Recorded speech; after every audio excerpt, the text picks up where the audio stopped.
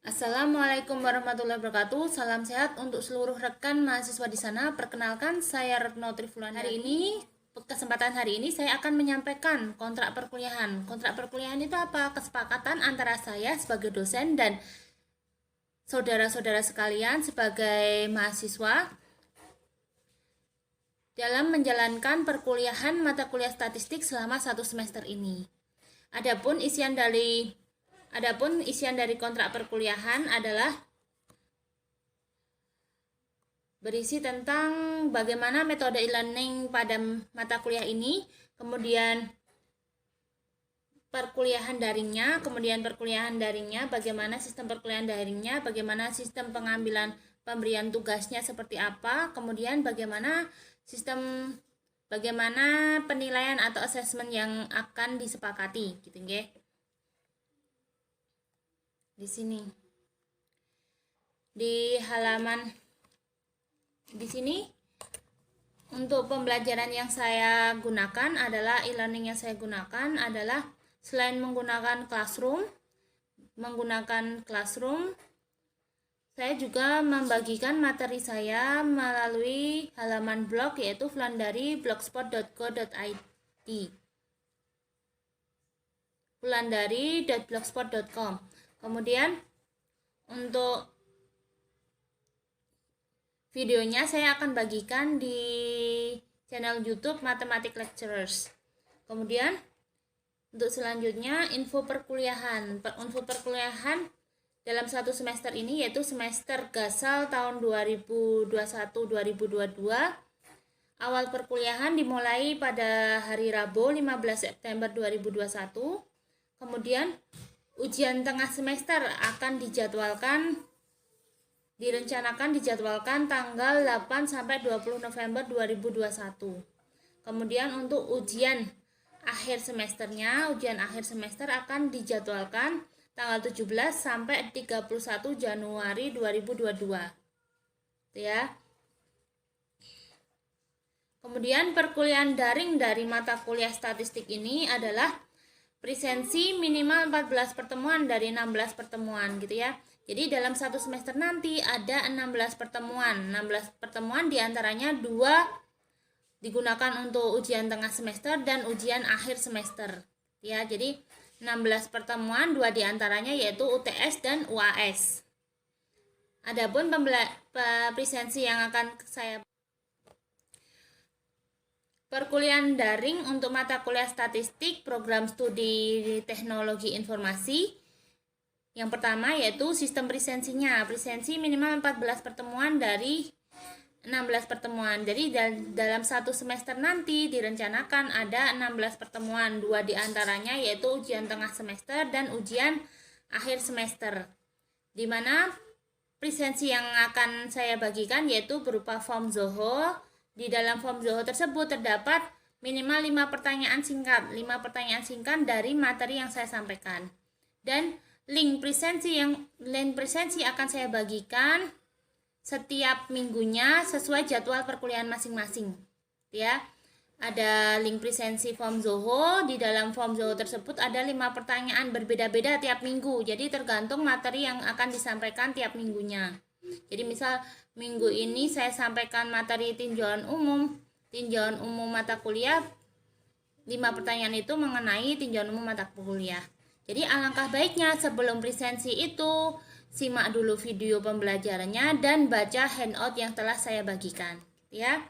Jadi setiap minggunya nanti saya bagikan video pembelajaran dan handoutnya.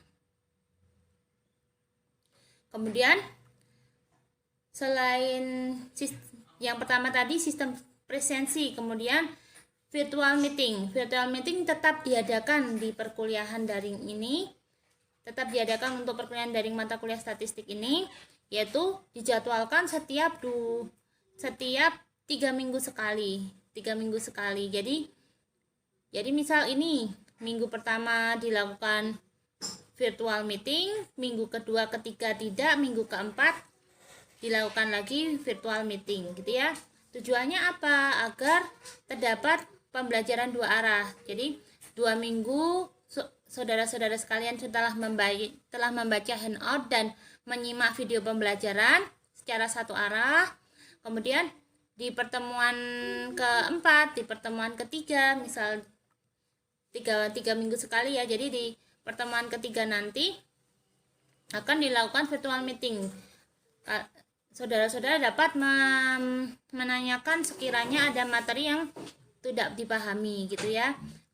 Di situ selain melanjutkan materi yang sudah ada di pertemuan tersebut, juga dibuka sekali gitu ya, dibuka sekali tanya jawab mengenai ketidakpahaman materi yang telah disampaikan melalui video pembelajaran dan handout sebelumnya.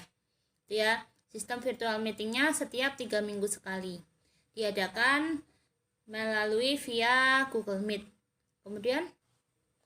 Kemudian tugas melalui assignment via Classroom dan kuis melalui Kahoot ataupun Quizzes gitu ya. Nanti di setiap virtual meeting sebelum penutupan pembelajaran, setelah pada saat virtual meeting nanti saya bagikan pin Quizzes atau Kahoot gitu ya. Jadi di HP masing-masing diinstal aplikasi Kahoot atau Quizzes gitu ya. Nanti ada pinnya, silahkan dikerjakan. Sama seperti sistem presensi sebelumnya. Jadi ada minimal 5 pertanyaan yang saya lemparkan gitu nggih.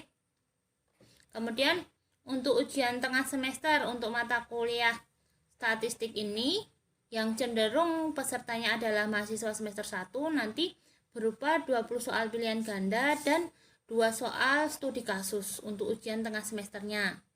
Terus untuk ujian akhir semester nanti berupa studi kasus dengan menggunakan data real baik diperoleh secara primer maupun sekunder. Jadi data real, data sebenarnya yang kalian peroleh secara langsung atau kalian bisa menyebar kuesioner atau kalian peroleh dari website pemerintah resmi gitu ya, seperti Badan bps.go.id, Badan Pusat Statistik. Di situ banyak sekali disampaikan data-data sekunder yang valid gitu ya. Jadi di ujian akhir semester nanti dilakukan studi kasus, kalian membuat makalah kemudian dipresentasikan menggunakan data real baik primer maupun yang diperoleh secara langsung ataupun kalian peroleh dari website resmi pemerintah gitu nggih. Data real baik data primer maupun sekunder. Kemudian dipresentasikan, dikerjakan kelompok dengan anggota maksimal 3 orang. Jadi boleh 2 orang ataupun 3 orang. Dan di pertemuan pertama ini saya juga sudah menyampaikan rencana RPS gitu ya, rencana pembelajaran dalam 1 semester ya. Di situ bahan kajian dari mata kuliah statistik ini apa gitu ya. Di pertemuan pertama nanti saya akan menyampaikan tinjauan umum mata kuliah. Jadi statistik itu apa? Di situ ada penyampaian proses pengumpulan datanya seperti apa, jenis-jenis data, kemudian jenis-jenis data, ada skala pengukuran juga ada di situ. Kemudian di materi selanjutnya yaitu metode sampling dan pemeriksaan data gitu ya. Kira-kira kita harus menggunakan metode sampling yang seperti apa yang dapat metode sampling yaitu bagaimana metode pengambilan sampel, pengambilan contoh yang mewakili populasi yang ada. Jadi di setiap penelitian nanti kita akan memperoleh populasi yang memiliki karakteristik berbeda-beda. Terus di perkuliahan ini nanti kita akan belajar memahami metode sampel mana yang cocok untuk populasi tertentu gitu ya.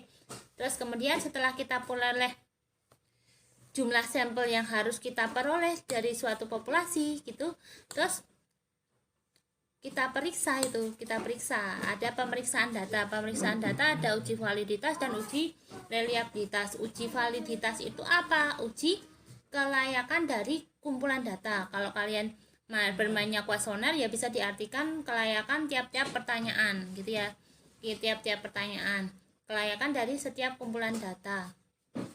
Misal datanya bukan berupa data kuesioner, data pengukuran, misal pengukuran luasan gitu ya, luas lahan irigasi, luas lahan pertanian gitu ya, luas lahan irigasi, lahan yang memperoleh pengairan irigasi gitu kan, ada toh. Itu misal diukur secara langsung sendiri, itu juga yang dimaksud dengan uji validitas adalah uji kelayakan dari kumpulan data tersebut. Ya, kalau data yang Anda peroleh itu data kuesioner, berarti uji kelayakan dari tiap pertanyaan. Di pemeriksaan data ada uji validitas, reliabilitas, dan normalitas. Uji kelayakan tiap pertanyaan disebut uji validitas. Uji reliabilitas adalah uji konsistensi antar pertanyaan, uji konsistensi antar kumpulan data. Apakah konsisten dalam memenuhi tujuan penelitian gitu ya. Itu nanti uji reliabilitas. Dan uji normalitas, apakah sudah tersebar secara normal datamu gitu ya, data yang diperoleh, data sampelnya itu apakah sudah tersebar secara normal. Tuh. Terus di pertemuan selanjutnya ada penyajian data. Jadi di statistika itu ada dua, statistika deskriptif dan statistika inferensial. Kita pelajari dulu statistika deskriptif yang hasilnya berupa gambaran. Itu nanti ada penyajian data. Kita pelajari tabel distribusi frekuensi, histogram, poligon, OGIF gitu ya. Kemudian di pertemuan selanjutnya ukuran pemusatan. Ukuran pemusatan terdiri atas min, median, modus, kuartil, desil, persentil gitu ya. Kuartil kira-kira data tersebut berpusat di mana, ukuran pemusatan. Kuartil adalah membagi data terurut menjadi 4 sama besar gitu ya. Jadi terdapat 3 titik yang membagi data terurut menjadi 4 sama besar. Terus desil membagi data terurut menjadi 10 sama besar. Ada 9 titik desil 1 sampai desil 9 yang membagi suatu data terurut menjadi 10 sama besar. Sedangkan yang dimaksud dengan persentil yaitu membagi data terurut menjadi 100 sama besar. Kemudian di ukuran pemusatan nanti diajari untuk data tunggal maupun data berkelompok. Materi selanjutnya yaitu ukuran sebaran atau dispersi gitu ya. Ukuran sebaran atau dispersi nanti ada jangkauan, variansi, standar deviasi, simpangan rata-rata, kemiringan gitu ya, kurtosis. Tuh.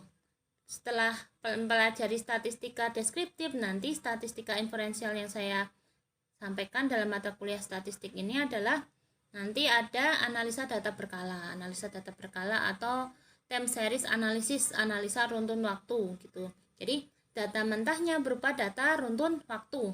Data yang diperoleh dari waktu ke waktu, entah itu jam harian, mingguan, per jam, bulanan, tahunan, itu disebut dengan data berkala atau data runtun waktu gitu ya. Data yang diperoleh berkala secara dari waktu ke waktu.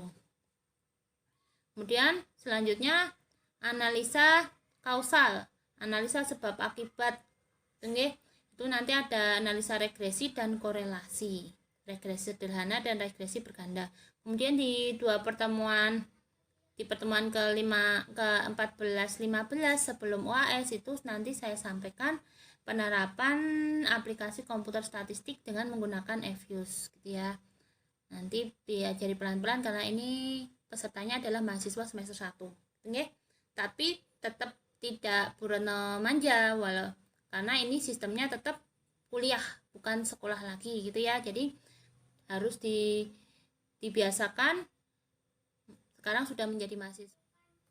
Ini ya untuk selanjutnya sistem penilaiannya. Ujian tengah semester muatannya 30%, ujian akhir semester muatannya 50%, kemudian untuk tugas 20%. Tadi sudah saya sampaikan untuk perkuliahan daring mata kuliah statistik ini tugasnya baik ada tugas mandiri dan tugas besar studi kasus itu selama 1 semester itu 2 kali. Kemudian pertanyaan-pertanyaan singkat gitu ya. Pertanyaan singkat itu juga nanti akan dinilai gitu ya. ujian tengah semester 30%, ujian akhir semester 50%, tugasnya 20%. Nih, di sini ada link Tweetbonds gitu ya, tweetbonds.com/pmb sinus gitu ya. Silahkan memeriahkan sebagai mahasiswa baru, silahkan klik itu, terus gunakan foto resmi yang menawan gitu ya, yang cantik, yang tampan, terus bisa dibagikan di sosial media masing-masing gitu ya. Jika ada pertanyaan mengenai kontrak perkuliahan bisa komen di Classroom gitu ya. Insya Allah akan saya balas gitu ya. Terima kasih. Assalamualaikum warahmatullahi wabarakatuh.